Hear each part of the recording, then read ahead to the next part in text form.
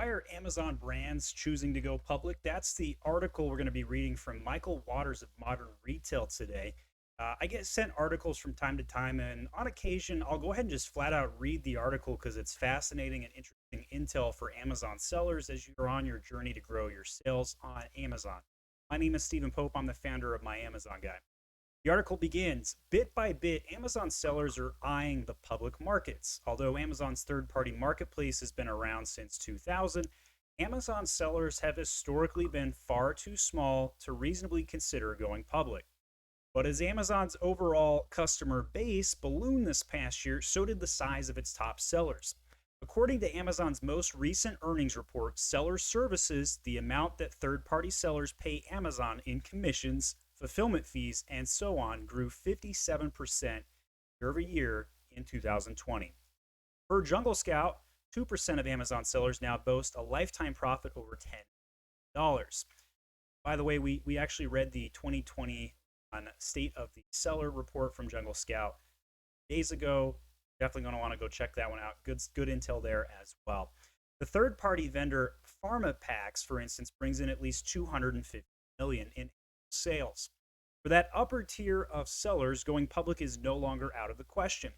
The best encapsulation of this happened last August when Anker, Chinese electronics company that began as a third-party seller on Amazon in 2011 and now sells in stores like Best Buy, hit the stock market. Today, it has a market cap of close to $10 billion. More quietly, another Amazon native company, Mohawk Group, has finally gained traction after a year and a half struggling in the public markets.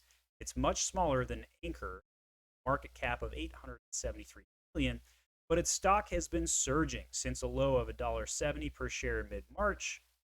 Its share price has leapt to around $33 a day. And it suggests that as the Amazon marketplace consolidates, some vendors are sturdy enough to stand up to their own companies. I can definitely see more Amazon companies try to go public, said John Emery, a founder of the investment firm Avery & Co.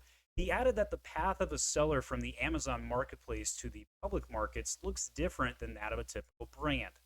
Traditional go-to market is let's build a brand. Let's try to take the traditional brick and mortar. That was historically it, he said. On Amazon, he went on, what matters isn't the name of a brand of a company, but rather the discoverability of its products in its search result. He pointed to Mohawk, which encompasses a mix of products that the company launched itself or acquired from successful vendors. Avery & Co. has also invested in Mohawk. While few consumers have ever heard of the name Mohawk Group, they very surely have seen their products on Amazon. The company's Home Labs brand, for instance, includes a set of dehumidifiers, ice machines, refrigerators, and other home products that regularly rank above veteran players like Frigidaire. Going public is a risky endeavor, especially for an Amazon small seller. Mohawk had its IPO in June of 2019, just 5 years after it first launched. Didn't go well. The company was still too small and poorly resourced. Seeking Alpha called it a failed IPO at the time, bringing in just 33 million of its anticipated 50 million gross proceeds. We did go publicly. Let's try that again. We did go public, definitely too early. And when we knew that was going to be the case, you live with the consequences of your mistakes. Fabrice Hamade, CFO of Mohawk, told Retail. But in 2020, Amazon's record year gave a boost to Mohawk itself, and Mohawk has seen a flurry of investments, especially since December, when several prominent Wall Street banks, including investment bank Oppenheimer, began to assign analysts to track Mohawk for the first time. According to Emery, the endorsement of those analysts naturally creates a flywheel upward. As risky as IPOing for its third-party marketplace seller, Hamade said that it's seen some benefits. Mohawk has embraced the strategy of acquiring successful products on Amazon and other marketplaces. It has an algorithm that tracks by keywords, trends, pricing changes, and around 550 other variables across e-commerce marketplaces. That algorithm helps the company identify products that are worth acquiring. And in his purchase talks with sellers, he said the ability to offer liquid stock is a big draw. Today, on the merger and acquisition side, it's proven to be an advantage, he said. Although Mohawk now sells its products across a number of e-commerce sites, including Amazon, Walmart, Rakuten, and several others, any company that is built around a marketplace it can't control is taking a risk.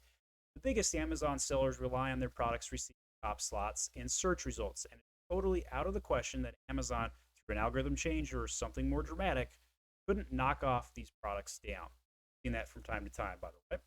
To Emory, though, the rising competition from platforms like Walmart is mitigating that risk. I don't think they want to artificially put up the number 6 dehumidifier and push down the number 1 dehumidifier, he said. Because of Walmart, they're even more incentivized to give the consumer what they want. Mohawk, for its part, uses algorithms to track on an hour to hour basis shifts in the marketplace, which it claims insulates it from on Amazon's end. Hamade said that he expects many other sellers to grow the size of Mohawk and potentially try their hand go one day. The Amazon marketplace is such a large ecosystem, he said, that there's not going to be only one big company in the entire space. There's going to be multiple players.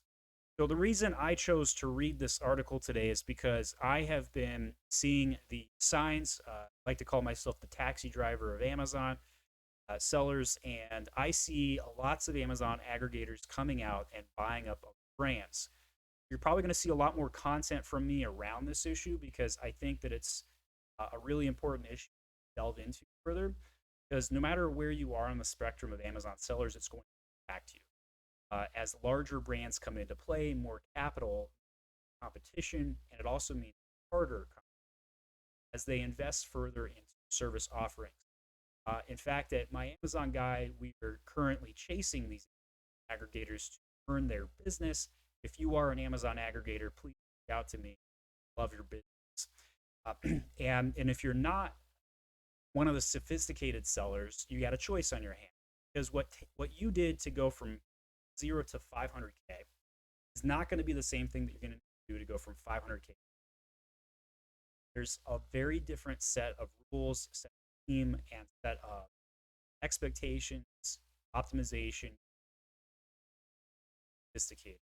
You're competing now against public trading companies. This is a very different landscape versus what we saw in the last years on the Amazon marketplace. It's a really big game. Can't emphasize this enough.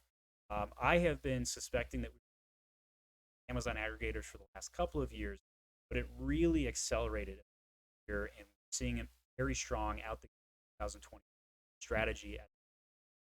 I personally predict we'll see EBITDAs go up 40% this year just due to the fact that no better place to put capital right now than in Amazon only. So that's good news for the value of your company. Again, you're going to see the sophistication of competition go up as well. My name is Stephen Pope. I'm the founder of My Amazon Guy. Hit the next playlist for the Amazon aggregators. You want to see what other things that we're doing as it relates to Amazon aggregators. Everything from how to run multiple accounts, OTP, login issues, works. Check us out at myamazonguy.com.